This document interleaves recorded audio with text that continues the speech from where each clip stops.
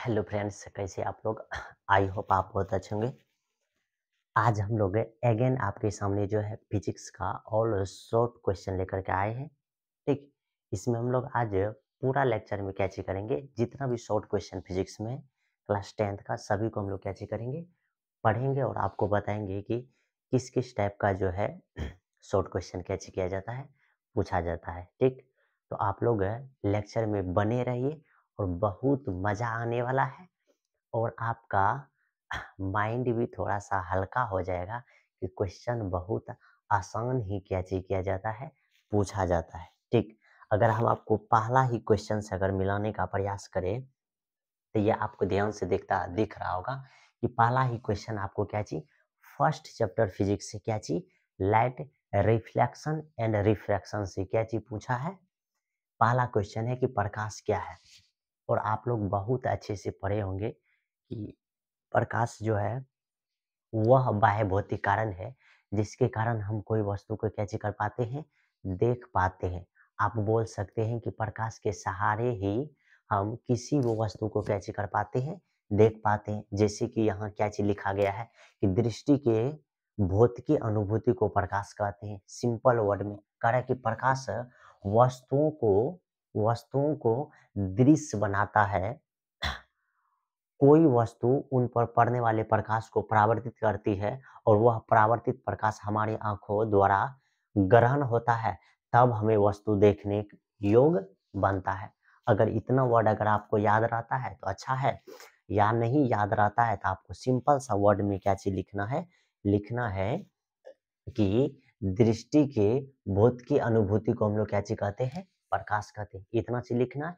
दूसरा वर्ड क्या चीज लिखना है कि प्रकाश के कारण ही हम किसी वस्तु को क्या चीज कर पाते हैं, देख पाते हैं। या नहीं याद रहता है तो क्या चीज बोलना है, दृष्टि की बाह्य अनुभूति को ही हम लोग क्या चीज बोलते हैं, प्रकाश बोलते हैं। ठीक, आगे देखिए, पहला क्वेश्चन हो गया।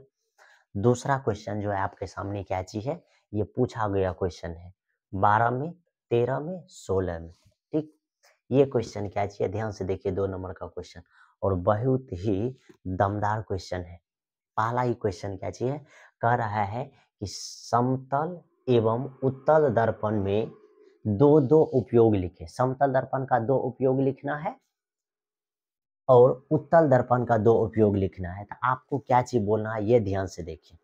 ठीक, सबसे पहले जो आपको बोलना है, समतल दर्पण में क्या चीज बोलना है, ये ध्यान से देखिए। ये साइड मिरर के रूप में यूज किया जाता है। उसके बाद क्या चीज, रोड लाइट में परावर्तक सतह के रूप में उपयोग किया जाता है। किसका, उत्तल दर्पण का। 2 चीज, पहला साइड मिरर के रूप में, यानी कहने का मतलब गाड़ी के साइड में जो बगल से देखने में मतलब यूज करता है ड्राइवर सब, उसी को बोलते हैं साइड मिरर में। दूसरा क्या चीज है, रोड लाइट में, रोड यानी रोड पे जो लाइट लगाया जाता है उसमें भी। आगे क्या चीज, समतल दर्पण में क्या चीज होता है, समतल दर्पण में पहला है सोलर कुकर में परावर्तक सतह के रूप में, और दूसरा है चेहरे को देखने में यानी दाढ़ी बनाने में समतल दर्पण का उपयोग करते हैं। तो ये 2 उपयोग है, जरूर आपको पहले भी क्या चीज होगा, याद होगा। ठीक, हम उम्मीद करते हैं कि पहले भी आपको ये क्वेश्चन क्या चीज होगा, याद होगा। ठीक, अगला क्वेश्चन देखिए ध्यान से, क्या चीज है। ठीक, 3 नंबर का क्वेश्चन है, कह रहा है कि गोलीय दर्पण द्वारा परावर्तन के लिए नई चिन्ह परिपाटी को क्या चीज करे, दर्शाए। अब चिन्ह परिपाटी अगर दर्शाने के लिए बोलेगा तो क्या चीज होता है, ये ध्यान से देखिए। आपको क्या चीज बोलना है कि गोलीय दर्पण में क्या चीज, गोलीय दर्पण में किसी वस्तु की दिशा, किसी वस्तु की जो है मतलब गोलीय दर्पण में जो है चिन्ह परिपाटी के लिए आपको क्या चीज बोलना है कि प्रकाश की दिशा में मापी गई दूरी धनात्मक तथा प्रकाश की विपरीत दिशा में मापी गई दूरी क्या चीज होती है, ऋणात्मक। कोई दिक्कत, इतना चीज याद रखना है। दूसरा चीज क्या चीज याद रखना है कि प्रकाश के ऊपर मापी गई दूरी धनात्मक होती है तथा प्रकाश के नीचे मापी गई दूरी क्या चीज होती है, ऋणात्मक होती है। अब क्या है ऊपर की दूरी, नीचे की दूरी, ये ध्यान से देखिए। ये आपको दिख रहा है, ये एक दर्पण है, ये एक क्या चीज है, दर्पण। कोई दिक्कत? अब हम आपको बोले कि ये प्रकाश की दिशा में जब आप दूरी मापते हैं तो ये दूरी क्या चीज होती है, धनात्मक। और प्रकाश के जब विपरीत दिशा में ये दूरी मापते हैं तो ये दूरी क्या चीज होती है, ऋणात्मक। और ऊपर मापी गई दूरी क्या चीज होती है, धनात्मक। ये जो ऊपर मापते हैं तो ये भी क्या चीज होती है, धनात्मक। नीचे मापी गई दूरी क्या चीज होती है, ऋणात्मक। यही तो है चिन्ह परिपाटी।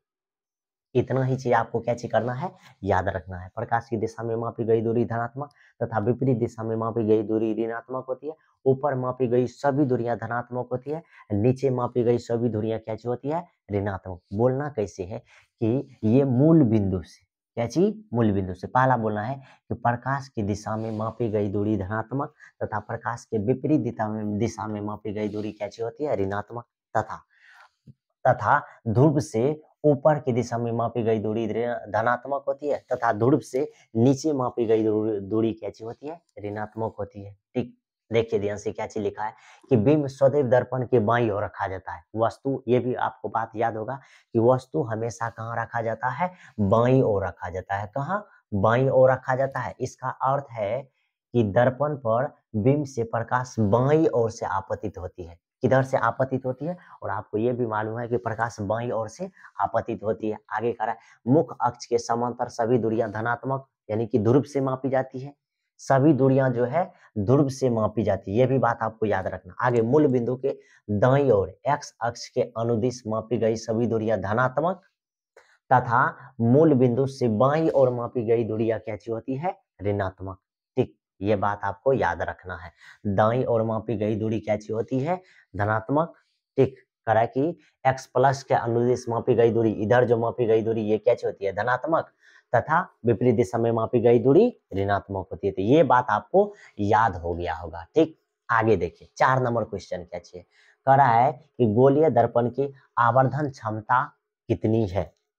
ये क्या चीज बोलना है, गोलीय दर्पण की अगर आवर्धन क्षमता बराबर अगर आपको पूछता है तो क्या चीज बोलना है कि प्रतिबिंब की ऊंचाई और बिंब की ऊंचाई के अनुपात को क्या चीज बोलते हैं, आवर्धन। ठीक, अब इसमें एक फार्मूला होता है, इसमें क्या चीज होता है, फार्मूला होता है, जो यहाँ क्या चीज है, लिखा गया है।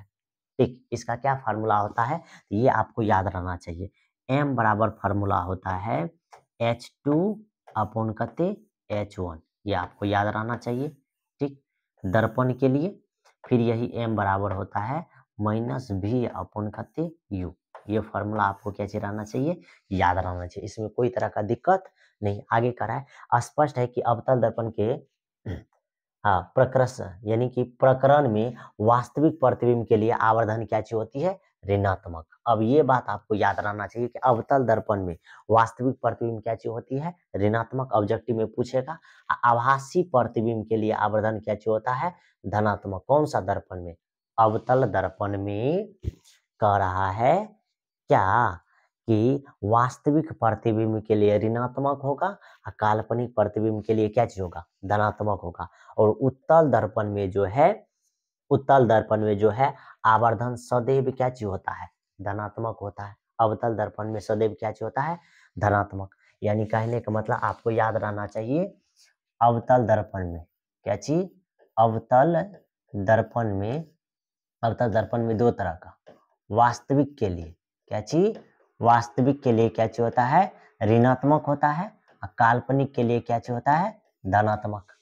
बस समझ में। लेकिन उत्तल के लिए क्या चीज, उत्तल के लिए हमेशा धनात्मक। ये पॉइंट आपको याद रखना है। ठीक, आगे देखिए आगे का क्वेश्चन देखिए फटाफट। 5 नंबर में क्या चीज कह रहा है, 5 नंबर में जो कह रहा है आपको, कह रहा है कि किसी अवतल दर्पण के वक्रता केंद्र, कहाँ, वक्रता केंद्र और फोकस के बीच एक वस्तु को रखा जाता है।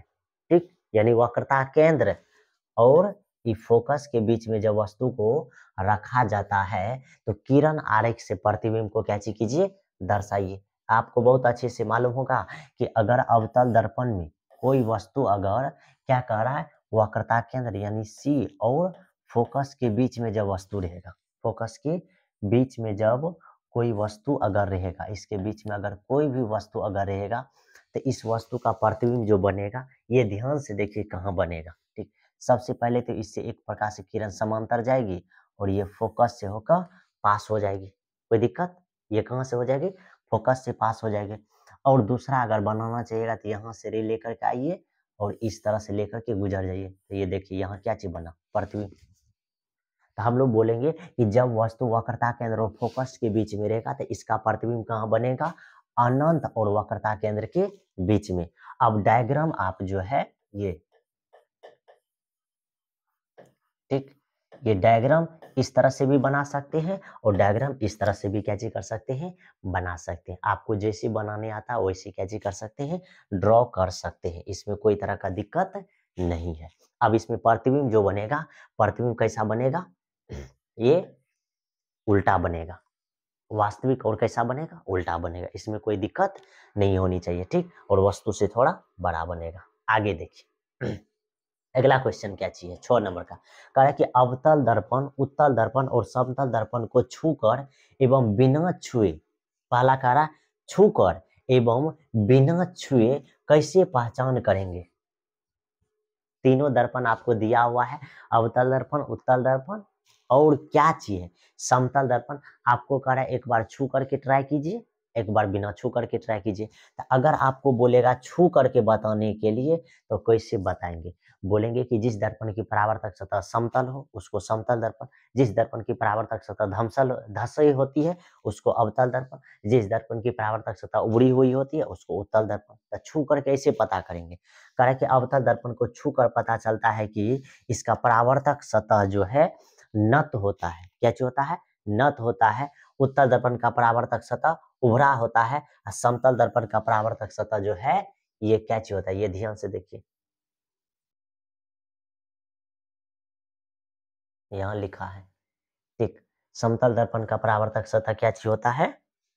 ये देखिए समतल दर्पण मतलब कि ये क्या चीज होता है? समतल होता है। कह रहा कि तीनों दर्पण के फोकस है भीतर एक वस्तु पिन को बारी बारी से रखा जाता है। जिस दर्पण में वस्तु पिन का प्रतिबिंब आभासी, सीधा एवं बड़ा बनता है अवतल दर्पण, जिसमें सबसे बड़ा बनता है उसमें अवतल दर्पण। जिस दर्पण में वस्तु का प्रतिबिंब आभासी, सीधा एवं छोटा बनता है उसको उत्तल दर्पण बोलेंगे। जिस दर्पण में समान आकार का बनेगा उसको समतल दर्पण बोलेंगे। बात समझ में आए? तो पहला देखिए, पहला क्या बोले? हम जैसे बोलते हैं वैसे याद रखिए। पहला चीज आपको छू करके अगर पता करना है तो कैसे बोलेंगे? बोलना है कि जिस दर्पण का परावर्तक सतह समतल होगा आपको पकड़ लेना है समतल दर्पण, जिसका परावर्तक सतह धसी रहती है उसको अवतल दर्पण, जिसका उभरा हुआ रहता है उत्तल दर्पण। कोई दिक्कत? अब अगर आपको बोलेगा क्या चीज बिना छुए बताने के लिए, तो बिना छुए कैसे करेंगे? आप क्या चीज करना, एक वस्तु ले लेना है। अब वस्तु को क्या चीज करना है? अब वस्तु का अगर प्रतिबिंब जो है काल्पनिक बनेगा और वस्तु से बड़ा बनेगा तो बोलेंगे अवतल दर्पण। काल्पनिक के प्रतिबिंब बनेगा लेकिन वस्तु से छोटा बनेगा तो बोलेंगे उत्तल दर्पण। बात समझ में आया? काल्पनिक के प्रतिबिंब बनेगा और वस्तु के समान आकार का प्रतिबिंब बनेगा तो बोलेंगे समतल दर्पण है। इस तरह से छू करके आपको क्या चीज करना है? पता कर लेना है, ठीक। आगे देखिए क्या चीज है। अगला 7 नंबर क्वेश्चन कह रहा है कि गोलीय क्या चीज है, यानी स्पेरिकल, ये विपथन से आप क्या समझते हैं? बहुत ही सिंपल है। कह रहा है कि जब बड़े द्वारक वाले गोलीय दर्पण में प्रधान अक्ष के समांतर आपतित किरण, क्या चीज? आपतित किरण परावर्तन के बाद फोकस से नहीं गुजरती है तो इसी दोष को गोलीय विपथन कहा जाता है। और इस दोष से बचने के लिए समांतर परवलय दर्पण का उपयोग किया जाता है। यानी कहने का मतलब कि अगर समांतर किरण आएगा फोकस से नहीं गुजरेगा तो उस तरह के दोष को हम लोग क्या चीज बोलते हैं? गोलीय विपथन कहा जाता है। बात समझ में आया? और इस तरह के दोष से बचने के लिए हम लोग क्या चीज करते हैं? परवलय दर्पण का उपयोग करते हैं। सिंपल था। आगे देखिए क्या चीज है। 8 नंबर क्वेश्चन क्या चीज कह रहा है? 8 नंबर क्वेश्चन आपको ये कह रहा है कि नई कार्तलीय चिन्ह परिपाटी का अनुसार किसी गोलीय दर्पण में आवर्धन किस प्रकार बदलता है? तो ध्यान से देखिए आवर्धन कैसे बदलता है। कह रहा अवतल दर्पण के द्वारा प्रकरण में वास्तविक प्रतिबिंब के लिए आवर्धन ऋणात्मक, वास्तविक प्रतिबिंब के लिए आवर्धन क्या चाहिए? ऋणात्मक। आभासी प्रतिबिंब के लिए आवर्धन क्या चाहिए होता है? धनात्मक। और उत्तल दर्पण में प्रसरण में आवर्धन सदैव क्या चीज होता है? धनात्मक। ये सिंपल सा आपको याद हो गया, क्योंकि उत्तल दर्पण से बने वाला प्रतिबिंब सदैव क्या चीज होता है? आभासी और क्या चीज? सीधा। तो इसमें चिन्ह परिपाटी आपको क्या याद हुआ कि वास्तविक के लिए क्या चीज होगा? ऋणात्मक, काल्पनिक के लिए क्या चीज होगा? धनात्मक। बात समझ में है? और उत्तल में जो है सदैव क्या चीज होता है? धनात्मक। तीनों बात तो यहाँ याद रखना है, यानी कि आवर्धन नहीं, चिन्ह परिपाटी में क्या याद रखना है कि अवतल दर्पण में अगर वास्तविक प्रतिबिंब बनेगा तो आवर्धन ऋणात्मक होगा, काल्पनिक प्रतिबिंब बनेगा तो आवर्धन धनात्मक होगा। बात समझ में आ रही है? अगर उत्तल दर्पण में प्रतिबिंब बनेगा तो ऑलवेज क्या चीज होगा? आवर्धन धनात्मक ही होगा। बात समझ में? ये याद रखना है। आगे देखिए क्या चीज है। आगे देखिएगा तो आगे क्या चीज आपके सामने। अब 9 नंबर क्वेश्चन, कितना इजी क्वेश्चन है। क्या है 9 नंबर क्वेश्चन? कह रहा कि किरण पुंज कितने प्रकार के हैं? तो किरण पुंज 3 प्रकार के हैं। कह रहा स्वच्छ चित्रों से इन्हें दिखाइए। तो क्या चीज कीजिएगा आप? सबसे पहले इसका 3 गो प्रकार कौन कौन है? तो पहला क्या चीज है? अभिसारी प्रकाश पुंज, अपसारी प्रकाश पुंज और समांतर प्रकाश पुंज। कोई दिक्कत? जिस प्रकाश पुंज की सभी किरणें समांतर होती है उसको समांतर प्रकाश पुंज कहते हैं। जिस प्रकाश पुंज की सभी किरणें एक बिंदु पर मिलती है उसको बोलते हैं अभिसारी। क्या चीज? अभिसारी। जिस प्रकाश पुंज की सभी किरणें एक बिंदु से निकल करके विभिन्न दिशाओं में फैल जाती है उसको बोलते हैं अपसारी। तो ये है आपके सामने क्या चीज? अपसारी। 2 नंबर का। ये क्या नंबर का है? 3 नंबर का है। ठीक। और ये क्या नंबर का है? 1 नंबर का। आपके दिमाग में इन हो गया होगा कि अभिसारी में क्या चीज होता है? सभी प्रकाश किरण एक बिंदु पर आता है। सभी प्रकाश किरण एक बिंदु पर क्या चीज होता है? आता है। अपसारी में क्या चीज होता है? एक बिंदु से सभी दिशाओं में क्या चीज हो जाता है? फैल जाता है। समांतर प्रकाश पुंज में सभी प्रकाश की किरण समांतर ही क्या चीज होती है? गमन करती है। तो बताइए इसमें कोई तरह का दिक्कत है? नहीं। आपके दिमाग में सेट हो गया होगा। ठीक, कि ये अपसारी है, ये अभिसारी है और ये क्या चीज है? समांतर प्रकाश पुंज है। ठीक। आगे देखिए क्वेश्चन। अब आगे जो है ये 10 नंबर का क्वेश्चन, कितना इजी क्वेश्चन है ये भी आप लोग समझने का प्रयास कीजिए। कह रहा कि कालिक से पुता हुआ गोला, कालिक से पुता हुआ एक गोला जब पानी में रख कर देखा जाता है तो वह चमकीला दिखाई पड़ता है, क्यों? तो ध्यान से देखिए चमकीला क्यों दिखाई पड़ता है। यानी कि कह रहा कि पानी तथा गोले के ऊपर कालिख के बीच हवा की एक परत होती है। हवा की एक क्या चीज होती है? परत होती है। पानी तथा हवा के इस परत के बीच की सतह से प्रकाश का पूर्ण आंतरिक परावर्तन होता है जिससे गोला चमकीला दिखाई देता है। यानी कहने का मतलब इसका एक लाइन में आंसर यहाँ लिखा हुआ है कि कालिख से पुता हुआ गोला जब पानी में रखकर देखा जाता है तो वह चमकीला दिखाई पड़ता है। क्यों? तो आपको बोलना है क्यों? क्योंकि प्रकाश का पूर्ण आंतरिक परावर्तन होता है जिससे गोला चमकीला दिखाई पड़ता है। एक लाइन में ही आंसर है। ठीक। अगला क्वेश्चन देखिए। अगला क्वेश्चन जो है 11 नंबर का, कह रहा है समतल दर्पण में बना प्रतिबिंब का साइज और प्रकृति कैसी होती है? साइज भी पूछ रहा है, प्रकृति भी पूछ रहा है। तो समतल दर्पण का जब बात करेगा तो ध्यान से देखिए, समतल दर्पण में समान प्रतिबिंब साइज का बनता है। साइज कैसा बनता है? समान। यानी कि वस्तु का साइज जितना बड़ा होता है प्रतिबिंब का भी साइज क्या चीज होता है? उतना ही बड़ा होता है। पहला पॉइंट। दूसरा पॉइंट क्या चीज है कि प्रतिबिंब में दर्पण के उतना ही पीछे बनता है जितना वस्तु समतल दर्पण की क्या चीज होती है? सामने। ये बात तो आपको मालूम होगा कि समतल दर्पण की जितना आप सामने रहिएगा प्रतिबिंब उतना ही क्या चीज होगा? पीछे बनेगा। ये दूसरा बात है।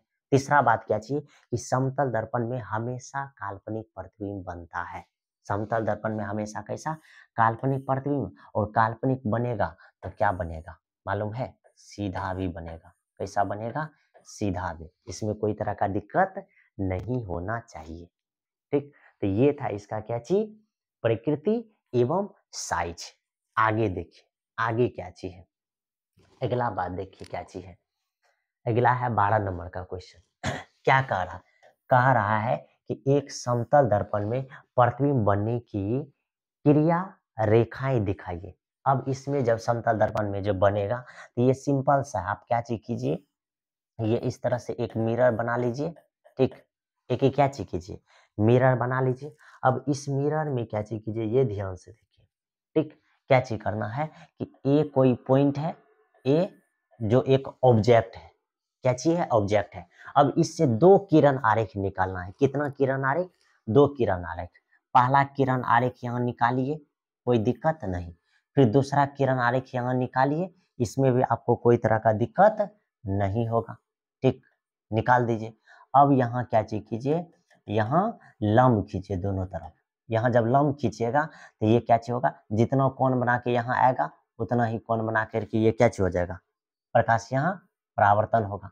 उतना ही कोण बना के यहाँ प्रकाश क्या चीज होगा, परावर्तन। जितना दूर पे ये है उतना ही दूर पे यहाँ क्या चीज बनेगा, इमेज बनेगा। बात समझ में, ये यहाँ क्या चीज बनेगा, इमेज। ठीक, यहाँ क्या चीज बनेगा, इमेज। तो यही इसका क्या चीज है, समतल दर्पण का किरण आरेख। कोई दिक्कत, ठीक, ये इसका क्या चीज बन गया, इमेज। और इमेज जो है ये समतल दर्पण से जितना दूर वस्तु का दूरी है उतना ही दूरी क्या चीज है, प्रतिबिंब का है। किरण आरेख समझ गए कैसे बनाते हैं, आगे देखिए। अब इसको कुछ कुछ लिखा है। ठीक, इसमें कोई तरह का दिक्कत नहीं। और आपको मालूम है कि यहाँ जो है, यहाँ जो इमेज जो बना है ये काल्पनिक बना है। कैसा बना है, काल्पनिक, जिसको हम लोग आभासी के नाम से भी जानते हैं। आगे देखिए, कह रहा है कि गोलीय दर्पण द्वारा सूर्य के प्रकाश में किसी कागज के अवतरण को कैसे जलाया जा सकता है। और आपको बहुत अच्छे से बेहतरीन तरीका से जो फिजिक्स पढ़ाए होंगे तो समझाए होंगे कि कागज को जलाने के लिए हम लोग क्या चीज कर सकते हैं, कागज के टुकड़े को फोकसवा के, कहने का मतलब क्या, फोकस पे लाते हैं। कागज के टुकड़े को कहाँ लाते हैं, फोकस पे लाते हैं। फोकस पे जैसे ही कागज के टुकड़े को लाएंगे तो वह पूरी तरह से क्या हो जाएगा, जलना शुरू हो जाएगा। ठीक, ये बात आपको पहले से भी क्या होगा, मालूम होगा। आगे देखिए क्वेश्चन, यहाँ लिखा हुआ है। ठीक, यहाँ इसका आंसर भी कुछ तरीके से लिखा हुआ है। क्या चीज कह रहा है कि सामने रखा जाता है। ठीक, तो कह रहा है कि सूर्य से चलने वाली समांतर किरणें दर्पण से परावर्तन होकर फोकस पर क्या चीज होती है, यानी सब प्रकाश की किरण फोकस पे जाके की हो जाती है, अभिसरित हो जाती है। अगर अवतल दर्पण के फोकस पर कागज के अवतरण को रख दिए जाए तो यह जल उठता है। यानी कि अगर फोकस पे अगर कागज के टुकड़े को रखेंगे तो वह जल उठेगा, क्योंकि समांतर किरणें एक बिंदु पर अभिसरित होती है और काफी ऊष्मा उत्पन्न करती है। तो कागज का अवतरण दर्पण के फोकस पर रखने पर क्या होने लगती है, जलने लगती है। बहुत अच्छे से बताए हैं कि सभी प्रकाश की किरण फोकस पे एकत्रित हो जाती है। कैसी हो जाती है, एकत्रित हो जाती है, या हम लोग बोलेंगे अभिसरित हो जाती है। इसीलिए अगर कागज के टुकड़े को फोकस पे रखेंगे तो वह पूरी तरह से जलना शुरू हो जाएगा, क्योंकि वहाँ ऊष्मा की मात्रा क्या हो जाती है, बहुत हाई हो जाती है। ठीक, ये क्वेश्चन है आंसर इसका। ठीक, आगे देखिए 14 नंबर क्वेश्चन क्या चीज है। ठीक, कह रहा है आपको कि अवतल दर्पण के सामने वस्तु को कहाँ रखने पर प्रतिबिंब समान आकार का बनेगा। अवतल दर्पण में आपको नहीं मालूम है कि प्रतिबिंब समान आकार का बनेगा कब, जब ऑब्जेक्ट को यानी वस्तु को वक्रता केंद्र पे रखेंगे तब। यानी वस्तु जब वक्रता केंद्र पे रहेगा तो इसका प्रतिबिंब समान साइज का बनेगा, यानी कि H2 जितना है H1 भी उतना ही। H1 और H2 आपस में क्या चीज होगा, बराबर होगा। क्यों, क्योंकि वस्तु वक्रता केंद्र पे रहता है तो अब इसका जो है प्रतिबिंब और यानी कि वस्तु की ऊंचाई और प्रतिबिंब की ऊंचाई आपस में क्या चीज होती है, बराबर होती है। ठीक, आपको ये भी क्वेश्चन पूछ सकता है कि उस समय जो है वस्तु की स्पीड और प्रतिबिंब के स्पीड क्या चीज होगी, तो एक समान होगी। ये भी क्वेश्चन आपसे पूछा जा सकता है। यानी अवतल दर्पण के वक्रता केंद्र पर रखा गया बीम प्रतिबिंब वो क्या चीज होगा, वास्तविक उल्टा और समान आकार का होगा। प्रतिबिंब वक्रता केंद्र पर उल्टा बनता है। ऐसी वस्तु का प्रतिबिंब CA डैश है। बस ये चीज यहाँ क्या चीज क्या है, लैंग्वेज में थोड़ा सा लिख दिया है। ठीक, हम आपको बता ही दिए हैं। आगे देखिए अगला क्वेश्चन देखिएगा तो ये कहते हैं 14 नंबर क्वेश्चन, क्या कह रहा है? कह रहा है कि एक अवतल दर्पण पर समांतर किरणें पुंज अभिसरित कराने पर परावर्तित किरण पुंज का किरण आरेख दिखाए। किरण आरेख दिखाइएगा तो सब प्रकार से किरण जो है फोकस पे जाके क्या चीज हो जाएगी? एकत्रित हो जाएगी। ये तो आप बहुत इजी तरीके से क्या चीज कर सकते हैं, दिखा सकते हैं। आगे देखिए, अगला क्वेश्चन देखिए क्या चीज है।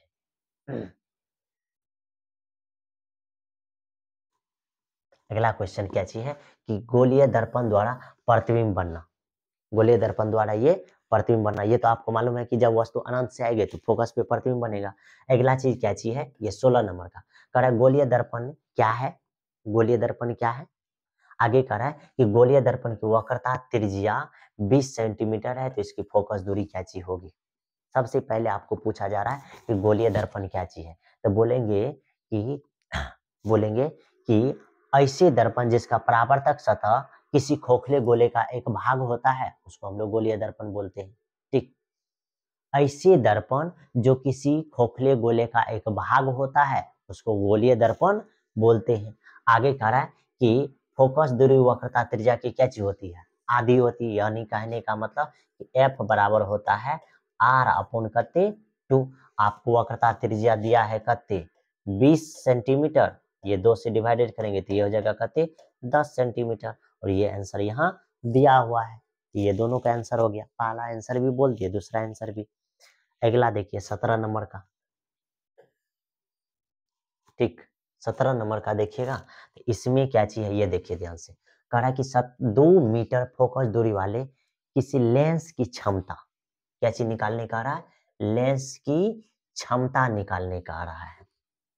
ठीक, देखिए 2 मीटर फोकस दूरी वाले अवतल लेंस की क्षमता, तो आपके दिमाग में सेट हो गया होगा कि अवतल लेंस की क्षमता जो होती है, अवतल लेंस की क्षमता जो होती है ये ऋणात्मक होती है। वही पूछेगा उत्तल लेंस की क्षमता तो धनात्मक, ये भी ऑब्जेक्टिव पूछ सकता है। अब जब निकालेंगे तो P बराबर क्या चीज होता है? 1/f। 1/f जब ये मीटर में रहेगा तो क्या चीज करेंगे? 100 से गुना, यानी कि ये 1/f इन मीटर। ठीक, या हम लोग इसी में लिख सकते हैं 100 बाय क्या चीज f। ठीक, जब सेंटीमीटर में रहेगा था। अब डिवाइडेड कर दीजिए। अब 1/f का मान कितने है? 2, इसको डिवाइडेड कीजिएगा तो कितने हो जाता है? 0.5। और अभी तुरंत बोले हैं कि अवतल दर्पण का जो है आवर्धन क्या होता है? ऋणात्मक, तो ये माइनस में हो जाएगा। कोई दिक्कत नहीं, क्यों? क्योंकि इसका f जो है नेगेटिव में होगा, इसीलिए पावर भी नेगेटिव चल जाता है, बात खत्म। ठीक, ये आगे देखिए 16 नंबर क्वेश्चन। 18 नंबर क्वेश्चन क्या कह रहा निम्नलिखित स्थितियों में प्रस्तुत दर्पण का प्रकार बताइए। कह रहा है कि किसी कार का अग्रदीप, अब कार के अग्रदीप का बात करेगा, अग्रदीप का बात करेगा तो कह रहा है कि अग्रदीप परावर्तक सतह गोलीय अवतल दर्पण का होता है। बोलिए किसका होता है? अवतल दर्पण का। अब यहाँ भी आपको कंफ्यूजन हो सकता है, यानी कहने का मतलब कि अग्रदीप का मतलब होता है क्या चीज? देखिए ध्यान से, कोई भी कार हो, मार्शल हो, ट्रक हो, कुछ भी हो, अग्रदीप का मतलब होता है कि आगे में जो बल्ब लगा हुआ वह अवतल दर्पण का होता है बाबू। साइड मिरर का मतलब होता है कि जिस दर्पण से आप पीछे के गाड़ी को देखते हैं वह अगर पूछेगा तो वह उत्तल दर्पण का होगा। बल्ब वाला पूछेगा आगे वाला तो वह अवतल का होता है, याद रखने का। वही पूछ रहा है अग्रदीप तो अवतल दर्पण का होता है। कह रहा बल्ब द्वारा उत्पन्न प्रकाश को परावर्तित कर समांतर दिशा में क्या चीज करता है? प्रक्षेपित करता है। ऐसी अवस्था में कार चालक दूर तक रास्ते में आने वाले वस्तु को क्या चीज कर सकता है? देख सकता है। आगे देखिए, कह रहा है कि उत्तल दर्पण के प्रधान अक्ष पर रखे बिंब प्रतिबिंब के किरण आरेख खींचे और प्रतिबिंब की प्रकृति, आकार एवं स्थान को भी क्या चीज कीजिए? बताइए। अब इस क्वेश्चन को बनाने के लिए तो आपको किरण आरेख भी क्या चीज करना पड़ेगा? खींचना पड़ेगा। प्रधान अक्ष पर रखे बिंब के प्रतिबिंब, अच्छा जब प्रधान अक्ष पे रखा जाएगा ना, ये ध्यान से देखिए, इसको जब हम लोग बनाएंगे बी नंबर का तो क्या हो जाएगा? अब देखिए ये उत्तल दर्पण है, ठीक, इसका ये परावर्तक सतह ये जो है पोलिस क्या हुआ भाग है, कह रहा है कि प्रधान अक्ष पे वस्तु रखा जाएगा। जब प्रधान अक्ष पे यहाँ वस्तु रखा रहेगा तो इसका प्रतिबिंब कहाँ बनता है, ध्यान से देखिए। एगो प्रकाश किरण यहाँ से क्या होगी, समांतर जाएगी, इसमें तो कोई दिक्कत नहीं। अब यहाँ से देखिए, यहाँ से ये नॉर्मल बनाएगी, नॉर्मल का मतलब सी, और ये फोकस से यहाँ क्या हो जाएगी, पास कर जाएगी। ये आपको मालूम है कि ये नॉर्मल बनाएगी और ये क्या होगा, ये फोकस से होकर यहाँ गिर जाएगा। ठीक, ये फोकस पे आ जाएगा, ये एफ हो जाएगा। अब एगो किरण को यहाँ लेकर के आइए, इसको इधर कीजिए। अब इसी को जब बैक कीजिएगा तो ये इमेज बन जाएगा। यानी कहने का मतलब इसका इमेज जो बनता है ध्रुव और फोकस के बीच में बनता है, और यही किरण आरेख आपको क्या सिखा रहा है, खींचने के लिए। ठीक, तो इस तरह से आप क्या कर सकते हैं, ड्रॉ कर सकते हैं। आगे देखिए ध्यान से। हाँ, यहाँ आपको जो है ड्रॉ भी क्या हुआ है। ठीक, इसका इमेज जो बनेगा, इसका इमेज कहाँ बनेगा, ध्रुव अति पोल और एफ के बीच में बनेगा। ठीक, इसके बीच में ही इसका क्या बनेगा, इमेज बनेगा, कोई दिक्कत नहीं। आगे देखिए, लेंस कितने प्रकार के होते हैं, तो लेंस जो है मुख्यतः लेंस दो प्रकार के होते हैं, उत्तल लेंस और अवतल लेंस।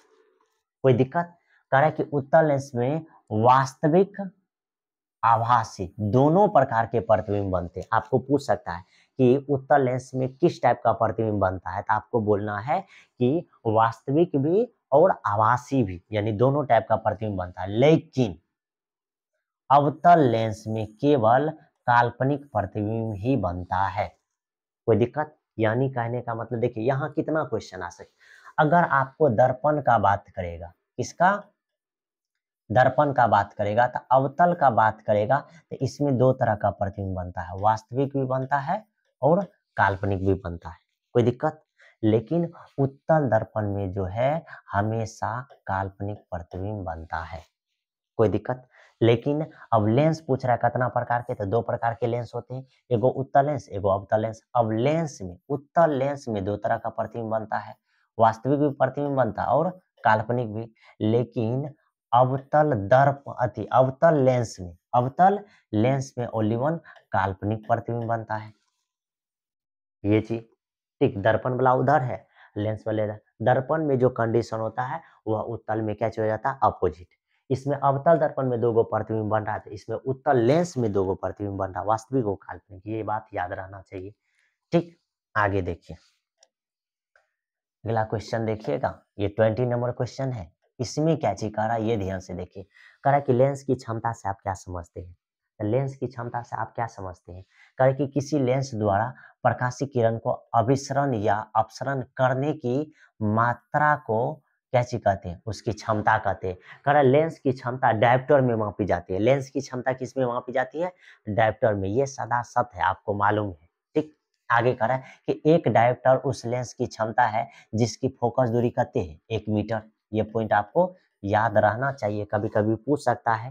ठीक, कि एक डायोप्टर किसे कहते हैं, तो बोलना है कि एक डायोप्टर उस लेंस की क्षमता को कहते हैं जिसकी फोकस दूरी कितनी होती है, 1 मीटर होती है। बात समझ में।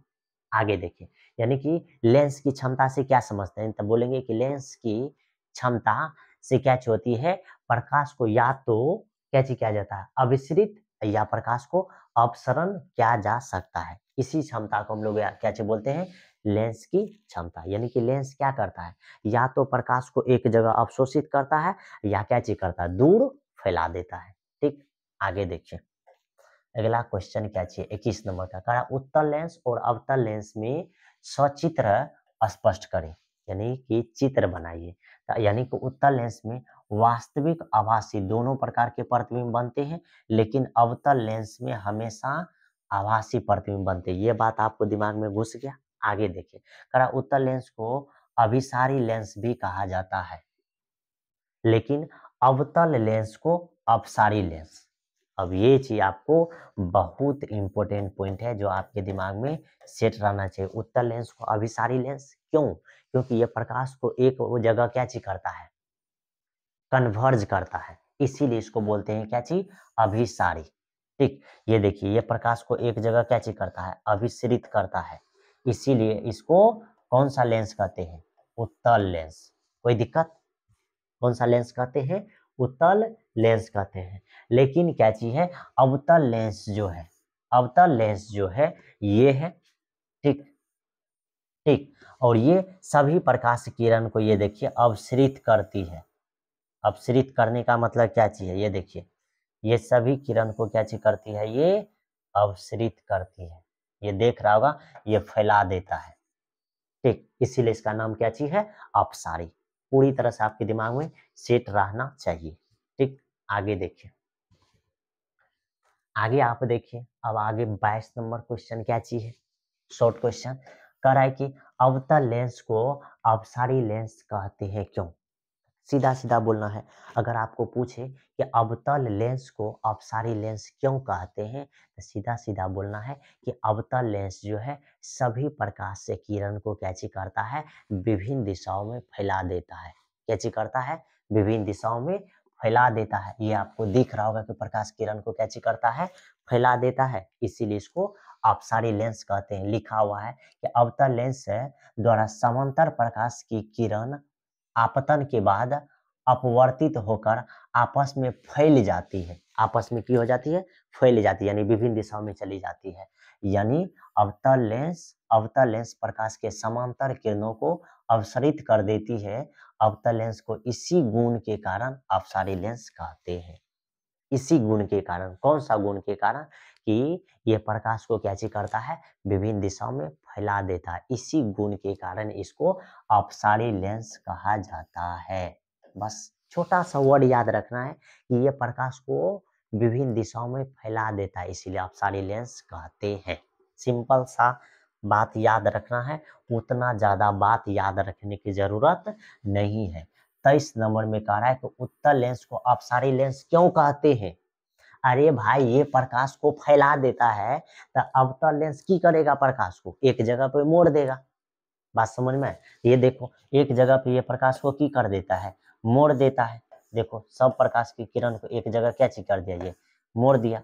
इसीलिए इसी गुण के कारण इसको क्या चीज कहा जाता है? अभिसारी लेंस कहा जाता है। बात समझ में आया? करे कि उत्तल लेंस है अभिसारी लेंस कहा जाता है, यानी उत्तल लेंस को अभिसारी लेंस कहा जाता है, यानी अक्ष के समांतर चलने वाली सभी आपतित किरण लेंस से अपवर्तित होकर मुख्य अक्ष के एक बिंदु पर संसरित हो जाती है। संसरित का मतलब होता है कि एक बिंदु पर मिल जाती है, तो उत्तल लेंस को अभिसारी लेंस कहा जाता है, ठीक। यानी कि शॉर्ट में बोलना है, उत्तल लेंस जो है ये सभी प्रकाश किरण को एक बिंदु पर संसरित कर देती है या एक बिंदु पर मिला देती है, इसीलिए इसको बोलते हैं क्या चीज? अभिसारी लेंस। अगर आपको नहीं याद है, नहीं याद हो रहा है, तो कैसे याद रखना है? अब गलती से सोचिए कि आपका शादी हो गया, आप अपने वाइफ को जो है, ठीक है, क्या चीज कर रहे हैं? आप अपने वाइफ को बाइक से लेकर के जा रहे हैं, ठीक, बाइक से लेकर के क्या चीज कर रहे हैं? जा रहे हैं। तो आप गलती से क्या किए? कभी जो है प्रकाश को जो है, कभी क्या कर रहे हैं? जैसे अगर लाइट को, यानी कि लाइट जो होता है आगे में, जो लाइट होता है अग्रदीप लाइट जो होता है, उसमें क्या चीज करते हैं? कभी डीपर मारते हैं। डीपर मारने का मतलब क्या? कि लाइट को जब दूर फैलाने का रहता है, दूर देखने का रहता है, तो डीपर मारते हैं। तो दूर जब फैलाते हैं तो अवतल लेंस का बात करते हैं, ठीक। और जब आपको नजदीक देखने का रहता है, तो नजदीक अगर लाइट को करते हैं तो उत्तल लेंस का बात करते हैं। तो दूर फैलाते हैं, इसका मतलब अभिसारी लेंस में जो है ये प्रकाश को अभिसरित कर देता है, यानी फैला देता है, ठीक। और नजदीक देखते हैं, इसका मतलब कि उत्तल लेंस का काम करता है, यानी प्रकाश को एक बिंदु पर मोड़ देता है, इसीलिए आपको नजदीक कोई चीज दिखाई देता है। बात समझ में आया? तो यही कॉन्सेप्ट है इसमें, ठीक। अगला देखिए क्या चीज है। आगे है 24 नंबर क्वेश्चन, कह रहा है कि किरण क्या चीज? अरे यार, इतना इजी क्वेश्चन, किरण क्या चीज है? सर जी, किरण तो हमको मालूम ही नहीं है। किरण तो वही है ना जो क्या चीज हो रहा था। ये एक समतल दर्पण है, ये एक क्या चीज है? समतल दर्पण है। इस पे एक किरण अगर आती है और इस पे लंब बनाते हैं, तब ये जितना कोण बना करके आती है, उतना ही कोण बना करके की हो जाती है, चल जाती। सर जी, इसी को तो किरण बोलते हैं, या हम लोग क्या चीज बोलते हैं?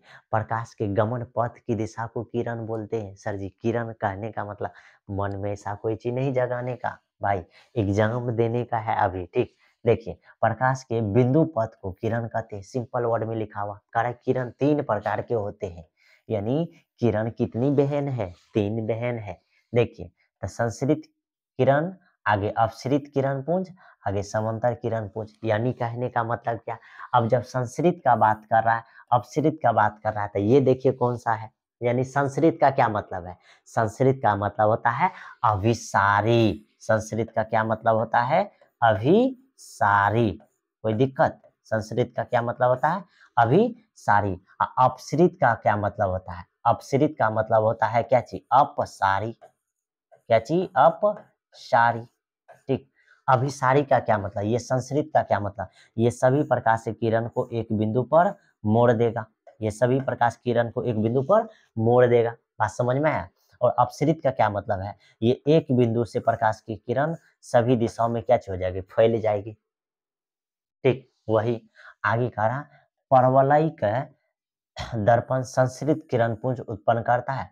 उत्तल दर्पण द्वारा अपसरित किरण पुंज और समतल दर्पण द्वारा समांतर किरण पुंज कैसे होती है? उत्पन्न होती है। ये छोटा छोटा डिफिनेशन भी इसमें ऐड किया गया है। कोई दिक्कत की बात नहीं होनी चाहिए। ये पहला स्लाइड था। अब दूसरा स्लाइड में जब आप जाइएगा तो आपको 25 नंबर क्वेश्चन मिलेगा और बहुत सुंदर और प्यारा सा क्वेश्चन मिलेगा। क्या है ये देखिए। कह रहा है कि पार्श्विक विस्थापन से आप क्या समझते हैं? कह रहा है अर्थात कांच के आयताकार सिले में अपवर्तन के 2 किरणों को दिखाइए। तो जब 2 किरण को आपको दिखाने कहेगा तो आपको मालूम है कि आयताकार स्लेब बना लेना है, ठीक। अब देखिए, इसमें जब कोई प्रकाश की किरण को या कोई भी लाइट को हम लोग जलाते हैं तो क्या चीज होती है? इसका मान मीडियम होता है। इसको बोलते हैं मीडियम 1, इसको मीडियम 2, फिर ये मीडियम कहते हैं 1, ठीक। इसमें क्या चीज है? जब प्रकाश किरण को इस पॉइंट पे लाएंगे तो यहाँ क्या चीज बनाएंगे? यहाँ हम लोग क्या चीज करेंगे? आपको मालूम है कि जब प्रकाश पहले माध्यम से जब दूसरे माध्यम में जाएगी तो प्रकाश की किरण अपने पथ से क्या चीज हो जाएगी? विचलित हो जाएगी। तो यानी प्रकाश की किरण जाना चाह रहा था ये सीधे में, ये थोड़ा सा इधर विचलित हो जाएगा। फिर यहाँ जब हम लोग क्या चीज करेंगे? नॉर्मल बनाएंगे तब फिर ये प्रकाश की किरण जो है अपने पथ से क्या हो जाएगी? विचलित हो जाएगी, ठीक। विचलित होने के बाद क्या पता चलता है कि ये पहले जो प्रकाश की किरण आ रही थी, ये जो बाद में निकली है, ये दोनों प्रकाश की किरण आपस में क्या चाहिए? समांतर है। और इसके बीच की दूरी को ही हम लोग क्या चीज बोलते हैं? पार्श्विक विस्थापन। तो क्या बोलेंगे कि जब आयताकार स्लेब से कोई भी प्रकाश की किरण आपतित होती है तो वह क्या चीज होती है? वह परावर्तन के बाद क्या चीज? परावर्तन के बाद जो है क्या चीज? परावर्तन के बाद जो है ये निर्गत किरण क्या चीज? निर्गत किरण और आपतित किरण आपस में समांतर हो जाती है और समांतर किरण के बीच के दूरी को ही हम लोग क्या चीज बोलते हैं? पार्श्विक विस्थापन बोलते हैं। ये नॉर्मल सा डिफिनेशन निकाल लेते हैं। कर किसी स्लेब से होकर गुजरने वाली किरण के लिए आपतित किरण और निर्गत किरण एक दूसरे के समांतर हो जाती है। आपतित किरण और निर्गत किरण एक दूसरे की क्या हो जाती है? समांतर हो जाती है। इन दोनों किरणों के बीच के लंबवत दूरी को पार्श्विक विस्थापन कहते हैं। लंबवत दूरी को पार्श्विक विस्थापन कहते हैं। सिंपल सा डिफिनेशन है, ठीक। बोलना है कि क्या बोलना है कि निर्गत किरण एवं आपतित किरण एक दूसरे के समांतर हो जाते हैं। उसके बीच के लंबवत दूरी को पार्श्विक विस्थापन कहते हैं और इस तरह से फिगर बना लेना है, ठीक। आगे क्वेश्चन देखिए। अगला जो ये भी क्वेश्चन पूछा हुआ है 12 में 14 में। अगला क्वेश्चन देखिएगा तो बहुत बार पूछा है, ठीक। इसको देखिए ये कितना बार पूछा है। 15, 16, 19, 19 बार बार सर स्टैक करते रह गया। क्या चाहिए? करा प्रकाश के अपवर्तन नियम को लिखे। अपवर्तन के भी 2 गो नियम है, परावर्तन के भी 2 गो नियम है। देखिए करा कि प्रकाश के एक माध्यम से दूसरे माध्यम में जाने पर उसकी दिशा में होने वाले परिवर्तन की घटना को प्रकाश का क्या चीज कहा जाता है? अपवर्तन, ठीक। यानी कि जब प्रकाश की किरण एक माध्यम से दूसरे माध्यम में जब प्रवेश करती है तो प्रकाश की किरण की क्या चीज हो जाती है? मुड़ जाती है। कैची हो जाती है, यानी कि उसके दिशा में परिवर्तन होती है और इसी घटना को प्रकाश का कैची कहते हैं अपवर्तन। आगे देखिए, अब इसका जो है कैची कह रहा नियम, इसका 2 गो नियम होता है। कह रहा है कि आपतित किरण, अपवर्तित किरण, आपतन बिंदु पर अभिलंब तीनों एक ही तल में होते हैं। दूसरा कैची है कि प्रकाश के किसी खास रंग के लिए आपतन कोण की जिया और अपवर्तन कोण की जिया एक निश्चित अनुपात होता है जिसे अपवर्तनांक कहते हैं और इस नियम को स्नेल्स का नियम कहते हैं और म्यू बराबर हो जाता है क्या, साइन आई बटे कते साइन आर। बात समझ में आया? इसी परिभाषा को बोलते हैं, या इसको और भी बोल सकते हैं क्या चीज मालूम है, ये माध्यम भी चेंज हो सकता है। नॉर्मली ये म्यू बराबर sine i by sine r को ही क्या चीज कहा जाता है, स्नेल्स का नियम। बात समझ में? और ये साइन आई बटे साइन आर को बोलते हैं क्या चीज, अपवर्तनांक। ठीक, ये आगे देखिए क्या चीज है, ये इतना चीज समझ में आ गया। तो आगे देखिए सिंपल सा डिफिनेशन क्या क्या चीज दिया हुआ है। ठीक, आगे देखिए 27 नंबर क्वेश्चन में इतना कितना इजी है। ठीक, कह रहा है कि अपवर्तनांक को परिभाषित करें, हीरे का अपवर्तनांक इतना है और इस कथन का क्या अभिप्राय है, और 12 में 19 में। ये तो क्वेश्चन मस्त इंपोर्टेंट है कि हीरे का अपवर्तनांक अगर 2.42 है तो इसका क्या अभिप्राय है। ठीक, थोड़ा सा स्टेटमेंट लिखने के लिए कह रहा है, तो देखिए ध्यान से। कह रहा है अपवर्तनांक किसी माध्यम में अपवर्तनांक म्यू की परिभाषा निर्वात में प्रकाश सीपी और इस माध्यम में प्रकाश की चार्ज सी के अनुपात में दी गई है। ठीक, लैंग्वेज लिखा है। आगे कह रहा है हवा में प्रकाश के वेग की अपेक्षा हीरे में प्रकाश का वेग क्या चीज होता है, कम होता है, यानी कि हीरा में प्रकाश का वेग क्या चीज होता है, कम होता है। अतः हवा से चलने वाली प्रकाश की किरण हीरे में प्रवेश करने पर अभिलंब की ओर मुड़ जाएगी या झुक जाएगी। हीरे का अपवर्तन, हवा में प्रकाश का वेग बटे हीरे में प्रकाश का वेग। अब देखिए ध्यान से, ये 2.42 इक्वल, ये हवा में प्रकाश का वेग तो आपको मालूम है 3 गुना 10 और 8 मीटर पर सेकंड, नीचे में भी हो जाएगा। इसको कैलकुलेट कीजिएगा तो ये कितना निकलता है, ये 1.24 गुना 10 पावर 8 मीटर पर सेकंड। बात समझ में है? तो ये थोड़ा सा क्या चीज होता है, चेंज होता है, यानी कि हीरे में प्रकाश का वेग जो होता है ये कम हो जाता है। ठीक, क्या चीज हो जाता है, कम हो जाता है। ठीक, ये थोड़ा ध्यान से आगे देखिए, ध्यान से क्या चीज है आगे देखिएगा। तो आगे क्वेश्चन जो है ये 28 नंबर क्वेश्चन, ये क्या चीज कह रहा है, कह रहा है लेंस के प्रसरण से आवर्धन की गणना करें। अब लेंस में आवर्धन के लिए अगर गणना करेगा लेंस में, तो लेंस के लिए क्या चीज करना है, इसके लिए देखिए ध्यान से। लेंस में जब आवर्धन का बात करेगा तो देखिए m बराबर क्या चीज होता है, ये प्लस भी बाय क्या चीज होता है u, फिर इधर क्या चीज होता है H2 बाय H1, यानी कि इसमें आवर्धन ये माइनस भी बाय जो u होता था ले दर्पण में, ये उसमें माइनस में, इसमें क्या चीज हो जाता है प्लस में। कह रहा है कि उत्तल लेंस में आवर्धन m उस स्थिति में क्या चीज होती है धनात्मक। अब आपको मालूम है कि अगर उत्तल लेंस में अगर आवर्धन पूछेगा तो धनात्मक, अवतल लेंस में अगर आवर्धन पूछेगा तो क्या होगा ऋणात्मक। अब अवतल दर्पण में भी दो तरह से, जब वास्तविक का बात करेगा तो ऋणात्मक होगा और काल्पनिक का बात करेगा तो धनात्मक होगा। इसमें उत्तल लेंस में जब आवर्धन का बात करेगा तो धनात्मक। करा कि जब उसके द्वारा बना प्रतिबिंब आभासी है तथा उस स्थिति में ऋणात्मक होता है, जब उसके द्वारा प्रतिबिंब वास्तविक है, लेकिन अवतल लेंस में आवर्धन सदैव ही धनात्मक। अब लेंस में जब पूछेगा आवर्धन क्या होता है तो सदैव धनात्मक, याद रखना है। क्या याद रखना है कि अब उत्तल लेंस में आवर्धन धनात्मक होती है। कब धनात्मक होगा, जब आभासी बनेगा तब, लेकिन जब काल्पनिक बनेगा तो ऋणात्मक होगा। लेकिन लेंस में क्या चीज होता है धनात्मक बनता है। ठीक, यहाँ एक बार फिर से हम बोल रहे हैं, इस क्वेश्चन के लिए क्या चीज याद रखना है कि उत्तल लेंस है, उत्तल लेंस है।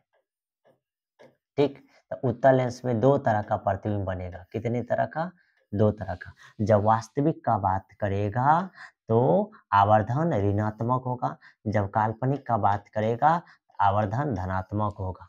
जब उत्तल अवतल लेंस का बात करेगा, इसमें आवर्धन पूछेगा तो हमेशा क्या होगा, धनात्मक।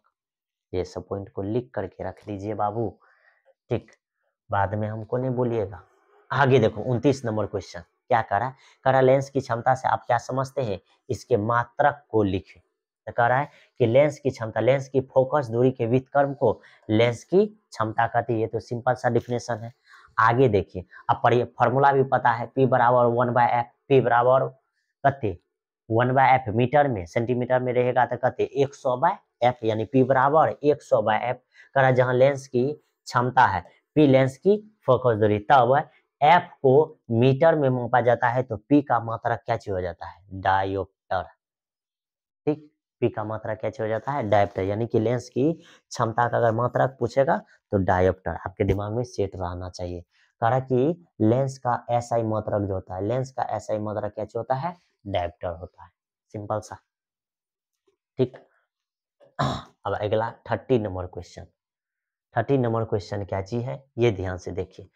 कह रहा है कि एक लेंस की क्षमता कितनी है, 10 डायोप्टर है।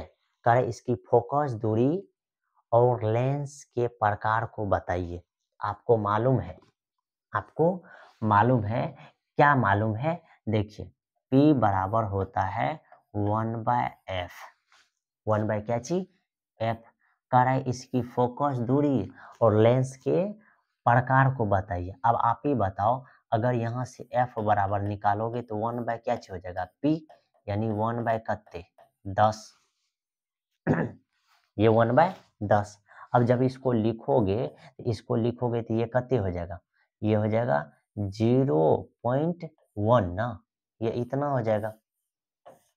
अब इसको मीटर में लिखिए या सेंटीमीटर में लिखिए, ये आपके ऊपर डिपेंड करता है। अब आपको ये दिख रहा है कि ये प्लस में आ रहा है, यानी कि कहने का मतलब ये F आपको कौन चीज में आ रहा है, यहाँ देखिए F आपको कौन चीज में आ रहा है, प्लस में। अब जब F प्लस में आएगा तो ध्यान से देखिए, दो गो लेंस, क्या गो लेंस, दो गो, एगो उत्तल लेंस, एगो अवतल लेंस। तो जब F प्लस में आ रहा है, इसका मतलब ये कौन सा लेंस होगा, कौन सा लेंस होगा। तो ध्यान से देखिए, ये जो लेंस हो जाएगा अवतल लेंस हो जाएगा। ठीक, ये कौन सा लेंस हो जाएगा,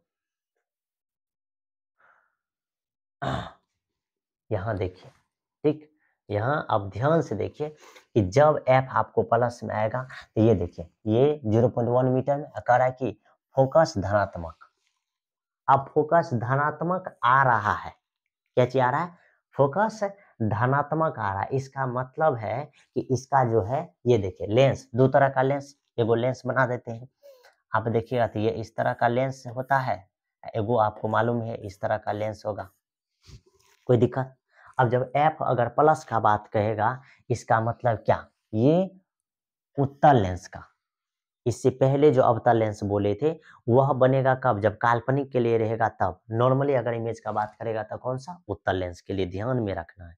ठीक, ऐसा नहीं कि बस एफ प्लस में आएगा और मार देना है अवतल लेंस। दर्पण में ऐसा कंडीशन होता है, लेंस में पहले उत्तल लेंस का बात करेंगे, बाद में अवतल लेंस का बात करेंगे। तो उत्तल लेंस में दो तरह का प्रतिबिंब बनता है, वास्तविक भी बनता है और काल्पनिक भी बनता है। तो अगर फोकस अगर प्लस में रहेगा, इसका मतलब उत्तल लेंस का बात होगा। ठीक, आगे देखिए 31 नंबर क्वेश्चन में क्या करा कि किसी अवतल लेंस के सामने एक बीम जो लेंस के फोकस और वक्रता केंद्र, लेंस के फोकस और वक्रता केंद्र के बीच रखा गया है। तो किरण आरेख द्वारा बनने वाले प्रतिबिंब को समझाइए और प्रतिबिंब की प्रकृति, स्थिति एवं आकार को क्या कीजिए, बताइए। तो जब ये फोकस और वक्रता केंद्र के बीच में रहेगा, इसके बीच में जब वस्तु रहेगा तो इसका प्रतिबिंब कहाँ बनता है, ये फोकस और ऑप्टिकल सेंटर के बीच में बन रहा है। कहाँ बनेगा, बीच में। कह रहा है कि ए डैश बी डैश प्रतिबिंब काल्पनिक बनेगा, क्या चीज बनेगा, काल्पनिक प्रतिबिंब एफ और ओ के बीच में, यही यानी कि फोकस और ऑप्टिकल सेंटर के बीच बनेगा। आकार में क्या चीज होगा, छोटा। देखिए वस्तु से क्या चाहिए, छोटा। कह रहा है वस्तु ए एफ और 2F के बीच स्थित है, यानी कि एफ और 2F के कहाँ स्थित है, बीच स्थित है, कोई दिक्कत नहीं होनी चाहिए। आगे देखिए 32 क्वेश्चन। अब 32 नंबर क्वेश्चन देखिएगा तो इसमें देखिए क्या चीज कर रहा है, कह रहा है चित्र की सहायता से उत्तल अवतल लेंस की फोकस दूरी एवं मुख्य अक्ष को क्या चीज कीजिए, व्याख्या कीजिए। तो यानी कि फोकस दूरी, लेंस की फोकस दूरी प्रकाशीय केंद्र एवं मुख्य फोकस के बीच की दूरी होती है। फोकस दूरी को पढ़ाया अंग्रेजी में एफ लेटर, यानी कि छोटा एफ के द्वारा क्या चीज किया जाता है, दर्शाया जाता है। अब दूरी का बात करेगा तो छोटका एफ, बिंदु का बात करेगा तो बड़ा एफ, कोई दिक्कत नहीं होना चाहिए, ठीक। यानी कि ये तो सिंपल था।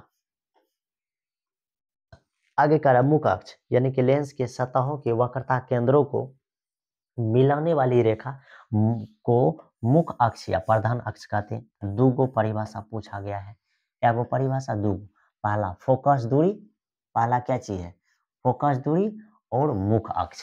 तो फोकस दूरी का जब बात करेगा तो क्या बोलना है, बोलना है कि प्रकाशीय केंद्र, प्रकाशीय केंद्र और मुख्य फोकस से होकर जाने वाली किरण आरेख को, जाने वाली अति प्रकाशीय केंद्र और मुख्य फोकस के बीच की दूरी को फोकस दूरी कहते हैं। आगे अगर मुख्य अक्ष का बात करेगा तो क्या बोलना है, बोलना है कि वक्रता केंद्र, वक्रता केंद्र और ये देखिए लेंस की सतहों के वक्रता केंद्र को मिलाने वाली रेखा मुख्य अक्ष कहलाती है। यानी वक्रता केंद्र को जब मिलाने वाली रेखा होती है उसी रेखा को क्या कहा जाता है, मुख्य अक्ष। कह रहा है कि नीचे के चित्र में क्या चीज, यानी कि नीचे के चित्र में लेंस के मुख्य अक्ष को C1 C2 से निरूपित किया गया है, ठीक। ये C1 और C2 से क्या किया गया है, निरूपित किया गया है। आगे देखिए दो को फोकस, दो को वक्रता केंद्र होता है लेंस में, ये भी बात। आगे देखिए कह रहा है एक लेंस की क्षमता 5 है तो इसकी फोकस दूरी क्या होगी, आपको मालूम है P बराबर 1/f, ठीक। या तो मीटर में या तो सेंटीमीटर में, या तो मीटर में होगा या तो सेंटीमीटर में होगा। अब देखिए तो P बराबर निकालेंगे तो कहते 1/f।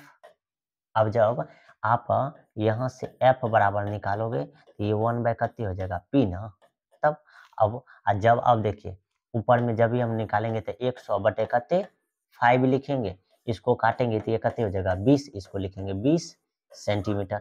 सेंटीमीटर में क्यों लिखे, क्योंकि ये 100 से गुना किए इसीलिए ये हो गया 20। अब ये प्लस में आएगा तो आपको पहले से कह रहा है कि लेंस की फोकस दूरी कत्ते 20 सेंटीमीटर, ये तो हम लोग भी निकाले, करे एक डायोप्टर उस लेंस की क्षमता जिसकी फोकस दूरी 1 मीटर होती है, ठीक। तो 1 डी बराबर कत्ते पर मीटर। आगे उत्तल लेंस की क्षमता धनात्मक और अवतल लेंस की क्षमता क्या होती है, ऋणात्मक होती है। ये पॉइंट इंपोर्टेंट है, उत्तल लेंस की क्षमता धनात्मक और अवतल लेंस की क्षमता क्या होती है, ऋणात्मक होती है। इंपोर्टेंट पॉइंट था। अगला देखिए 34 नंबर क्वेश्चन क्या चीज कह रहा है, कह रहा है कि लेंस में कितने मुख्य फोकस होते हैं, तो लेंस में 2 मुख्य फोकस होते हैं, आपके दिमाग में सेट रहना चाहिए। कह रहा है जैसे कि हम जानते हैं कि प्रकाश लेंस दोनों ओर होकर जा सकता है, दोनों ओर होकर क्या हो सकता है, जा सकता है। अतः यही कारण है कि प्रत्येक लेंस में 2 मुख्य फोकस होते हैं और 2 वक्रता केंद्र भी होते हैं, ठीक। दोनों ओर एक एक फोकस होते हैं। ये तो क्वेश्चन सिंपल था। अगला देखिए क्या चीज है 35 नंबर क्वेश्चन, कह रहा है कि कौन सा लेंस वास्तविक और आभासी दोनों प्रकार का प्रतिबिंब बनाता है। तो एक उत्तल लेंस ही है जो वास्तविक प्रतिबिंब बनाता है और आभासी प्रतिबिंब बनाता है। कह रहा है उत्तल लेंस वास्तविक और आभासी दोनों प्रकार के प्रतिबिंब बनाता है। जब बीम फोकस के बाहर हो तो वास्तविक प्रतिबिंब, जब बीम फोकस के अंदर हो तो आभासी प्रतिबिंब बनाता है। ये तो सिंपल था। और लास्ट क्वेश्चन वही पूछा जाता है जो सब बार क्या चीज किया जाता है, पूछा जाता है। ये क्वेश्चन कि बिना स्पर्श उत्तल लेंस, अवतल लेंस और कांच के वृत्ताकार प्लेट की पहचान कैसे की जा सकती है। तो ये देखिए कैसे की जा सकती है।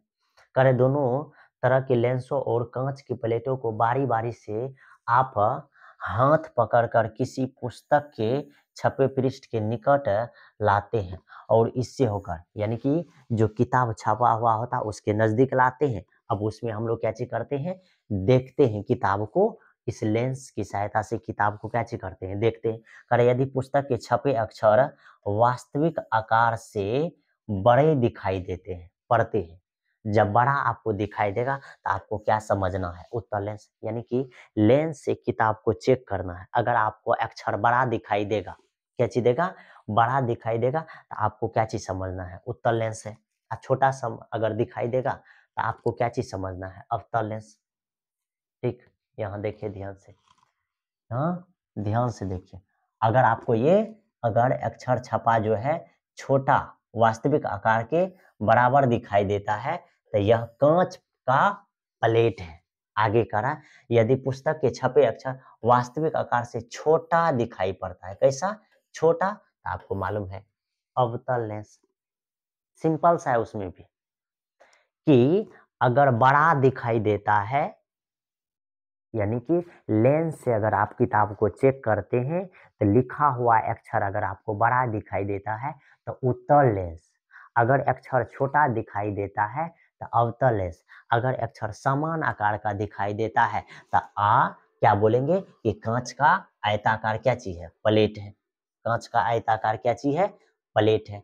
इसमें कोई तरह का दिक्कत नहीं होना चाहिए। 37 नंबर क्वेश्चन देखिए, कह रहा है कि अवतल लेंस द्वारा किसी वस्तु के प्रतिबिंब बनने की क्रिया के किरण आरेख को क्या कीजिए, दर्शाइए।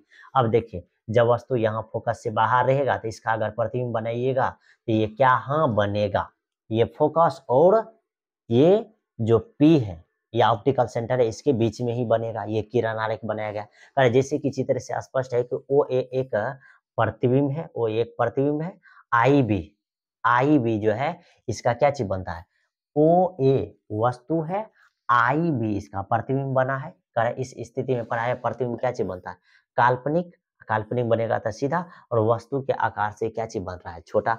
वस्तु यहाँ बड़ा दिख रहा है, प्रतिबिंब यहाँ क्या चीज दिख रहा है, छोटा दिख रहा है। ठीक, और ऐसा होता है किसमें, अवतल दर्पण लेंस में। अगला देखिए, कह रहा है कि उत्तल लेंस में 2f पर स्थित वस्तु के प्रतिबिंब बनने की किरण आरेख, अगर 2f पर रहेगा तो इसका इमेज भी इधर कहाँ बनेगा, 2f पे ही बनेगा। ये आपको पहले भी सिखाया गया, ऑब्जेक्टिव में भी पूछ सकता है। ठीक, ये ऑब्जेक्टिव में भी क्या चीज कर सकता है, पूछ सकता, मतलब कि पूछेगा। आगे कह रहा है कि उत्तल लेंस से वास्तविक प्रतिबिंब का बनने का किरण आरेख ज्ञात कीजिए, वास्तविक प्रतिबिंब का। तो क्या चीज करेंगे, वक्रता के अंदर और फोकस के बीच में जब ऑब्जेक्ट को रखेंगे तो ये क्या होगा, ये इमेज जो है ये वक्रता के अंदर से बाहर बनेगा, वक्रता के अंदर से कहाँ बनेगा, बाहर। अब देखिए ये सीधा है तो ये कैसा बना है, ठीक, उल्टा बनेगा। कह रहा है कि उत्तल लेंस है, इसका वास्तविक प्रतिबिंब ए डैश बी डैश बनता है, जो क्या चाहिए, उल्टा और आवर्धित है। उल्टा भी और क्या चीज है, आवर्धित भी है। ठीक, उल्टा भी और क्या चीज है, आवर्धित भी है। आगे देखिए 40 नंबर क्वेश्चन, 40 नंबर में क्या चीज है ये देखिए, कह रहा है कि उत्तल लेंस में वस्तु का आभासी एवं आवर्धित प्रतिबिंब हेतु वस्तु की स्थिति कहाँ होनी चाहिए। तो वस्तु की स्थिति जो है फोकस और ऑप्टिकल सेंटर के बीच में होनी चाहिए, तब जाकर के इसका जो है आवर्धित यानी कि बड़ा प्रतिबिंब बनेगा इसी साइड में। कह रहा है कि एल एक उत्तल लेंस है, ठीक, ए भी वस्तु का आभासी और आवर्धित सीधा प्रतिबिंब ए डैश बी डैश बनता है, जो वस्तु की ओर है, जो कहाँ है, वस्तु की ओर है। सिंपल सा है। अगला क्वेश्चन देखिए क्या चीज है, ये 41 नंबर क्वेश्चन, और ये क्वेश्चन इंपॉर्टेंट है। कह रहा है कि पानी में रखा सिक्का उठा हुआ दिखाई देता है, क्यों। कह रहा है कि पानी के अंदर रखा हुआ सिक्का कुछ ऊपर उठा मालूम पड़ता है, यह घटना प्रकाश के अपवर्तन के कारण होता है। यह घटना किसके कारण, अपवर्तन के कारण। अगर आपको पूछेगा कि पानी में रखा हुआ सिक्का थोड़ा सा क्या चीज हो रहा है, यहाँ दिख रहा है कि उठा हुआ दिखता है, क्यों, आपको बोलना इसीलिए दिखता है क्योंकि वहां प्रकाश का क्या चीज होता है, अपवर्तन होता है। 41 क्वेश्चन आप अभी तक में पढ़ चुके हैं। अब आगे देखिए 41 के बाद जो है ये देखिए, ये जो सिक्का है आपको क्या चीज है, थोड़ा उठा या पड़ जाए। सिक्का असल में यहाँ आपको यहाँ दिखता है, किसके कारण? अपवर्तन के कारण। बात समझ में आया? आगे देखिए 42 नंबर क्वेश्चन क्या कह रहा है? कह रहा है कि उत्तल लेंस को सूर्य के सामने रखकर सूर्य देखना खतरनाक है, क्यों? इसीलिए खतरनाक है क्योंकि उत्तल लेंस जो है, ये देखो, ये आपको उत्तल लेंस दिख रहा है और ये सभी प्रकाश किरण को क्या चीज करता है? ये सभी प्रकाश किरण को एक बिंदु पर मोड़ता है। सभी प्रकाश किरण को एक बिंदु पर क्या चीज करता है? मोड़ता है। तो अगर इससे आप अगर देखोगे ना, ये सभी प्रकाश की किरण को आंख पे ही मोड़ देगा और आंख पे मोड़ेगा तो आंखें जल जाएगा। ठीक, तो इसीलिए ऐसा गलती करना ही नहीं है। ठीक, सूर्य से चलने वाले प्रकाश की किरण समांतर होती है। जब उत्तल लेंस की समांतर किरणें पड़ती है तो एफ फोकसित हो जाती है। यह संश्रित प्रकाश आंख पर पड़ने पर आंख की पुतली जल सकती है, यानी आंखें जल जाएगा। ठीक, ऐसी हालात में उत्तल लेंस से सूर्य को देखना क्या होता है? खतरनाक होता है। क्यों? आपको याद रखना है कि सर जी अगर उत्तल लेंस से इसे देखेंगे ना, तो इस इधर से समांतर प्रकाश की किरण आएगी, सूर्य का प्रकाश, और ये मेरे आंख पे ही एक के जगह पे क्या चीज हो जाएगी? फोकसित हो जाएगी, यानी एक जगह पे एकत्रित हो जाएगी, संश्रित हो जाएगी, जिसके कारण मेरा आंख ही का पुतली ही क्या चीज हो जाएगा? जल जाएगा। तो इसीलिए देखना क्या चाहिए? बड़ा खतरनाक है, देखबो नहीं करना है। ठीक, आगे देखिए, करा वास्तविक और आभासी प्रतिबिंब में क्या अंतर है? तो देखिए, वास्तविक प्रतिबिंब क्या चीज होता है? वास्तविक प्रतिबिंब अपवर्तन के कारण एक बिंदु पर मिलती है, वास्तविक प्रतिबिंब बनता है। ठीक, आगे कह रहा है कि प्रकाश की किरण परावर्तन अथवा अपवर्तन के बाद एक बिंदु पर नहीं मिलती है, यानी कि अगर परावर्तन या अपवर्तन के बाद जब प्रकाश की किरण कोई एक बिंदु पर मिलेगा तो वास्तविक प्रतिबिंब बनेगा। अगर नहीं मिलेगा तो कौन सा प्रतिबिंब बनेगा? काल्पनिक प्रतिबिंब बनेगा। आगे, वास्तविक प्रतिबिंब उल्टा बनता है, काल्पनिक प्रतिबिंब सीधा बनता है। वास्तविक प्रतिबिंब को पर्दे पर उतारा जा सकता है, काल्पनिक प्रतिबिंब को पर्दे पर उतारा नहीं जा सकता। ये तो बच्चा वाला बात है। ठीक, आगे देखो, आगे 44 नंबर क्वेश्चन, इसको देखोगे तो ये क्या कह रहा? कह रहा है कि किसी उत्तल लेंस का आधा भाग काले कागज से ढक दिया जाता है। अगर आधा भाग को, कौन सा? आधा भाग को, आधा भाग को अगर काले कागज से क्या चीज कर दोगे? ढक दोगे। ये काले कागज से क्या चीज कर दोगे? इस तरह से ढक दोगे। ये समझो कि ये रंग है काला रंग, इस रंग से अगर इधर ढक दोगे, क्या चीज कह रहा? ढक दिया गया, तो क्या यह लेंस किसी बिंब का पूरा प्रतिबिंब बना पाएगा? पहला चीज, बना पाएगा। आगे कह रहा है अपने उत्तर की प्रयोग द्वारा जांच कीजिए, अपने परीक्षणों की व्याख्या कीजिए। कह रहा है कि उत्तल लेंस के आधे भाग को काले कागज से ढक देने पर प्रतिबिंब बनेगा, और इस कथन को समझाने के लिए उत्तल लेंस में बने प्रतिबिंब को दिखाया गया है। ये प्रतिबिंब बनने के रेखाचित्र से स्पष्ट है कि उत्तल लेंस प्रतिबिंब बनाने के लिए प्रधान अक्ष के ऊपर भाग ही उपयोग करता है। अगर आधा भाग काले कागज से ढक दिया जाए फिर भी प्रतिबिंब क्या होगा? बनेगा। आधा भाग से अगर आप ढक दोगे तब भी प्रतिबिंब क्या होगा? बनेगा। आधा भाग से अब ढकना कहाँ है? ये देखिए, अब इधर भी आप आधा भाग से ढक सकते हैं। इधर ढकोगे तो बस प्रतिबिंब बनेगा, ओनली वन प्रतिबिंब के तीव्रता में क्या हो जाएगी? कमी आ जाएगी। बाद में की प्रतिबिंब में कोई तरह का ऐसा भेदभाव नहीं होगा। आगे देखिए 45 नंबर क्वेश्चन में कह रहा है कि एक बीम का आवर्धन ज्ञात करें यदि 10 सेंटीमीटर लंबा और 5 सेंटीमीटर दूरी पर अवतल दर्पण में रखा जाता है तो प्रतिबिंब 15 सेंटीमीटर दूर पर बनता है। यानी कि एक बीम का आवर्धन ज्ञात करें, यानी एम आपको ज्ञात करने का है। 10 सेंटीमीटर लंबा और इतना सेंटीमीटर दूरी पर अवतल दर्पण में रखा जाता है। यानी कहने का मतलब कि इसमें आपको एम निकालने कह रहा है 10 सेंटीमीटर लंबा, यानी कहने का मतलब कि H1 है कते 10 सेंटीमीटर, कह रहा 5 सेंटीमीटर दूरी पर अवतल दर्पण में रखा जाता है। इसका मतलब U है -5 सेंटीमीटर अवतल दर्पण में रखा जाता है।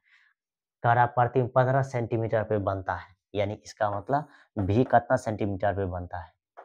15 सेंटीमीटर पे बनता है। अब ये बात ध्यान में रखना है कि ये प्लस में होगा कि माइनस में। मेरे ख्याल से तो ये क्या चीज होगा? माइनस में ही बनेगा। अब देखिए, कह रहा एम निकालने के लिए, तो एम बराबर क्या चीज हो जाएगा? माइनस भी बाय यू। तो माइनस भी का मान कते? -15। कोई दिक्कत? यही ना? अच्छा, ये दिया हुआ नहीं था, सीधा मान लेंगे प्लस में। ये प्लस में तो 15। फिर देखिए यू का मान कते? -5। अब माइनस माइनस खत्म, तो ये कते हो जाएगा? 3।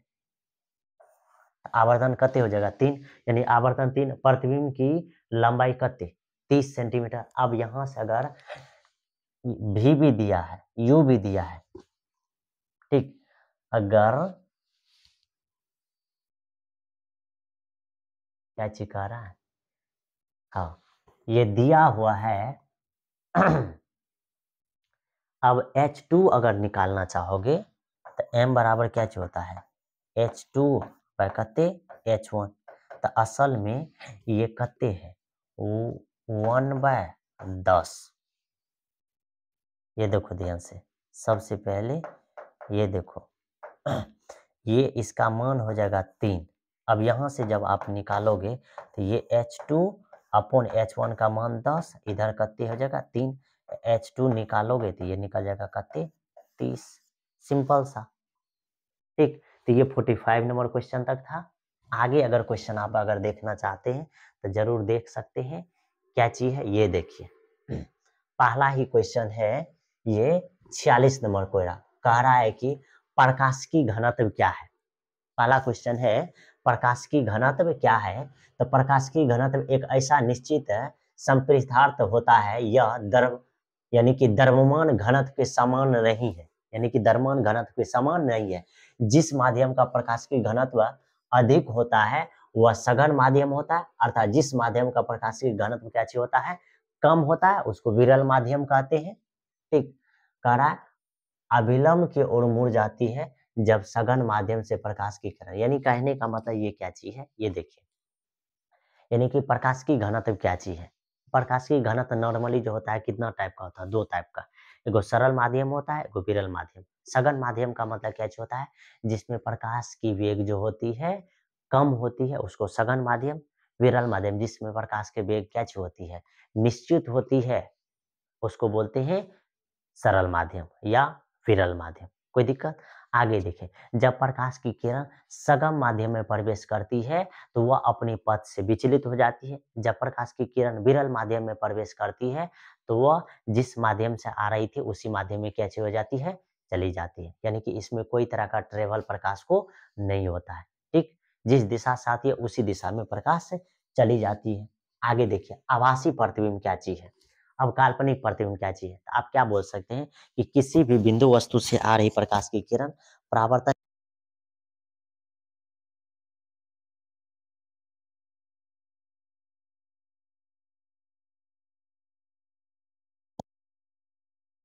परावर्तन या अपवर्तन के बाद जिस बिंदु पर मिलती है, ध्यान से देखिए क्या बोलेंगे कि आभासी प्रतिबिंब क्या चीज बोलेंगे कि जब किसी वस्तु से आ रही प्रकाश की किरण के पथ में जब कोई वस्तु रख देंगे, कोई एक अपारदर्शी वस्तु रख देंगे, तो प्रकाश उस अपारदर्शी वस्तु को पार नहीं कर पाएगा। ठीक,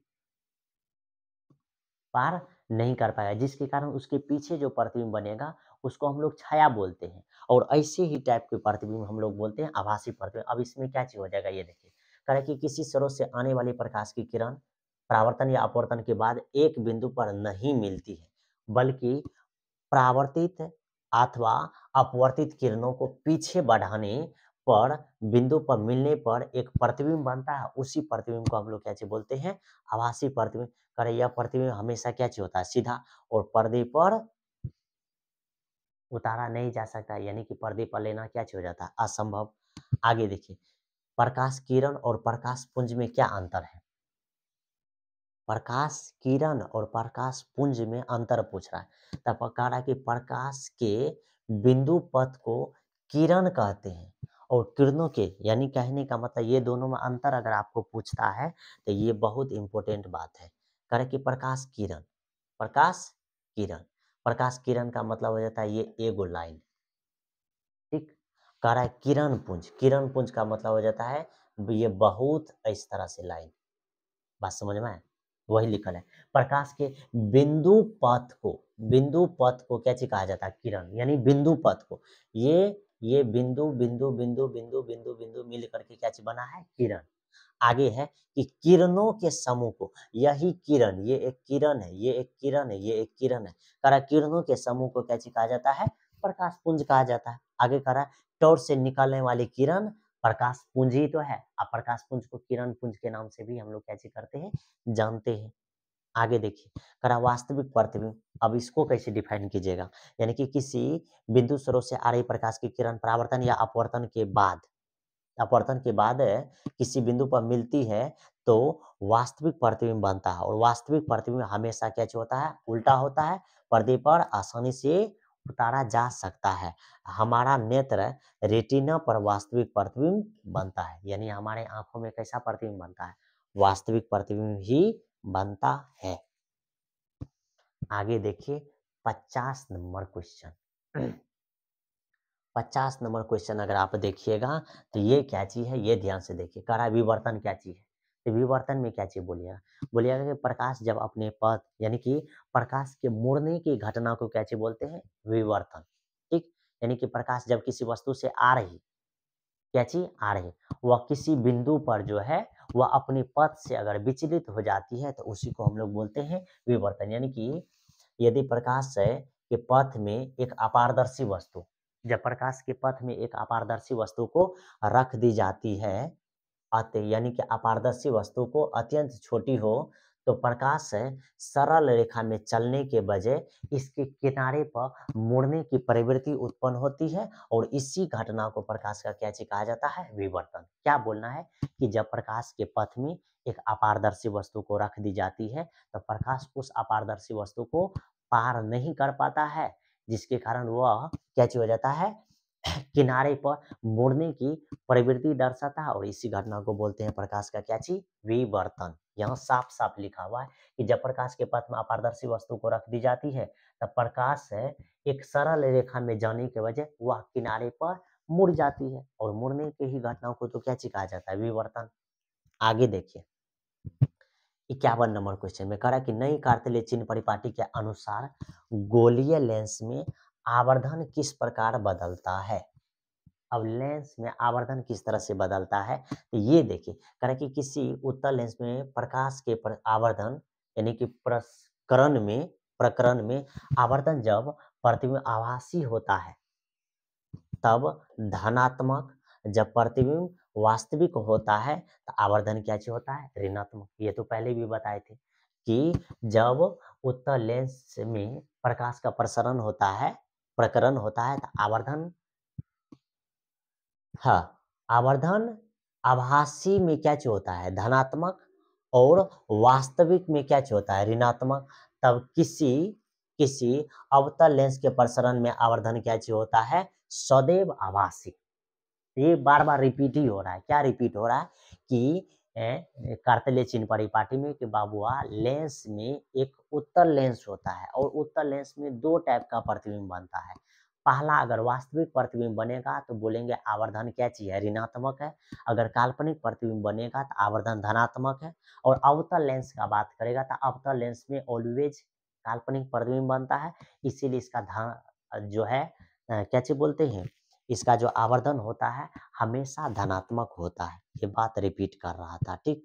आगे कह रहा है कि प्रधान फोकस और फोकस में क्या अंतर है? अब प्रधान फोकस पूछ रहा है, फोकस में अंतर, ठीक। यानी कि प्रधान फोकस दर्पण के प्रधान अक्ष पर पाया जाता है। प्रधान फोकस दर्पण के प्रधान अक्ष पर पाया जाता है, लेकिन क्या चीज? लेकिन प्रकाश की समांतर किरणें द्वारा दर्पण से परावर्तित होने के बाद एक बिंदु पर फोकसित होती है, यह बिंदु फोकस कहलाती है। फोकसित होगी तो यह बिंदु फोकस कहलाती है। यह जारी नहीं है कि फोकस दर्पण के प्रधान अक्ष पर ही पड़ेगा। बात समझ में आई? ये तो ये क्वेश्चन हुआ कहाँ तक? 52 तक। अब 52 के बाद देखिएगा तो ये क्या चीज है? 53 नंबर क्वेश्चन। अब 53 नंबर क्वेश्चन में क्या चीज कह रहा कि आपको क्या चीज?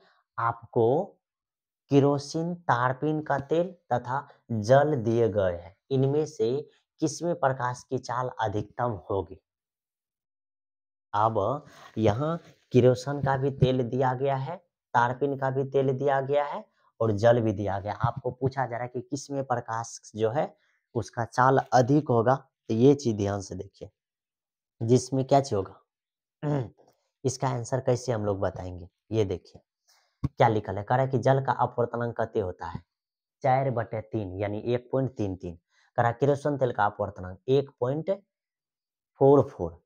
तारपीन तेल का अपवर्तनांक कितने होता है? 1.47 है। जल में प्रकाश की चाल, तो यानी कहने का मतलब कि अपवर्तनांक किसका कम है? जल का 1.33 यानी 4/3 होता है, केरोसिन तेल का 1.4 होता है और तारपीन तेल का कितने होता है? 1.47 यानी कि 1.47। तो जिसमें अपवर्तनांक कम होता है उसमें प्रकाश कैसे होगा? उसका चाल अधिक होगा। यानी इसका अपवर्तनांक कम है, इसका अपवर्तनांक कम है, इसमें प्रकाश की चाल अधिक होगा। फिर इसका अपवर्तनांक कम है, इसमें प्रकाश की चाल अधिक है। इसका अपवर्तनांक इस सबसे अधिक है तो इसका अपवर्तनांक क्या चीज होगा? यानी कि इसमें प्रकाश का चाल सबसे कम। सबसे ज्यादा स्पीड प्रकाश जल में चलेगा, उससे कम स्पीड से केरोसिन तेल में चलेगा और ये दोनों से कम स्पीड किस में चलेगा? केरोसिन तेल में चलेगा। आगे देखिए 54 नंबर क्वेश्चन। कह निम्नलिखित द्रव्यात्मक माध्यमों का अपवर्तनांक लिखिए एवं किसका अपवर्तनांक न्यूनतम है और किसका अधिकतम है? कह रहा वायु का, जल का, एल्कोहल का, केरोसिन तेल का, तारपीन का और बेंजीन का। ये क्वेश्चन तो मस्त है। ये क्वेश्चन क्या चीज है? मस्त है। थोड़ा सा इसमें क्या चीज करना है आपको? ध्यान देना है। देखिए वायु का अपवर्तनांक कितने होता है? हवा का अपवर्तनांक 1.3303। आगे जल का अपवर्तनांक ये याद रखना है, ये 4/3 भी होता है। आगे कह रहा अल्कोहल का अपवर्तनांक 1.36। फिर कह रहा केरोसिन तेल का अपवर्तनांक, केरोसिन तेल का अपवर्तनांक आपको मालूम है 1.44। फिर तारपीन तेल का अपवर्तनांक कितने? 1.47। बेंजीन का अपवर्तनांक कितने होता है? 1.50। तो ये सबका क्या चाहिए? अपवर्तनांक है। ठीक, केरोसिन तेल का भी, जल का भी, सबका। हीरा का भी अपवर्तनांक लिख लीजिए। किसका? हीरा का। हीरा का लिखोगे तो कितने होता है? 2.42। बात समझ में आया? अब अगर आपसे पूछेगा कि इस सब में किसमें प्रकाश का चाल सबसे अधिक होगा, तो देखिए ये कम है इसमें, यानी हवा में प्रकाश का चाल सबसे अधिक होगा, उससे कम जल में होगा, उसके बाद होगा अल्कोहल में प्रकाश का चाल, उसके बाद होगा केरोसिन तेल में, उसके बाद होगा तारपीन में। सबसे कम प्रकाश का चाल होगा किसमें? बेंजीन में। उससे भी कम जो है प्रकाश का स्पीड सबसे कम किसमें होता है? हीरा में। बात समझ में आया? तो ये था पहला चैप्टर का 52 गो जो है 54 गो शॉर्ट क्वेश्चन दिया हुआ है। मेरे ख्याल से इससे बाहर एक भी क्वेश्चन पूछा नहीं जाएगा। तो आई होप आपको सारा क्वेश्चन समझ में आया होगा। मिलते हैं अगले लेक्चर में। ठीक, इसका अगला क्या चीज? चैप्टर्स यानी कि मानव नेत्र एवं रंग बिरंग संसार से, इसमें भी हम लोग क्या चीज करेंगे? जो भी शॉर्ट क्वेश्चन होगा आप पढ़ेंगे। ठीक, तो टेक केयर, बाय बाय।